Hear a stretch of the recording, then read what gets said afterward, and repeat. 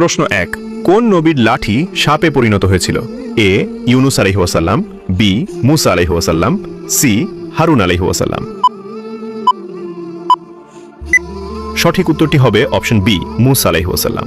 প্রশ্ন 2 কোন নবী পিতা ছাড়াই জন্মগ্রহণ করেছিল? এ ইসহাক আলাইহিস ওয়াসাল্লাম, বি মুসা আলাইহিস ওয়াসাল্লাম, সি ঈসা আলাইহিস ওয়াসাল্লাম। সঠিক উত্তরটি হবে অপশন সি ঈসা আলাইহিস ওয়াসাল্লাম। আপনি যদি ইসলামকে ভালোবাসেন তাহলে কমেন্ট করুন আই লাভ ইসলাম।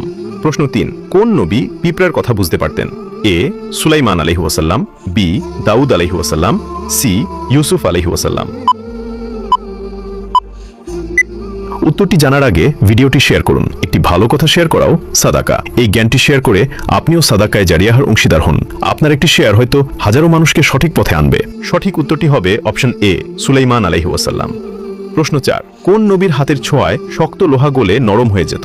এ দাউদ আলাইহিস ওয়াসাল্লাম, বি ইদ্রিস আলাইহিস ওয়াসাল্লাম, সি সুলাইমান আলাইহিস ওয়াসাল্লাম।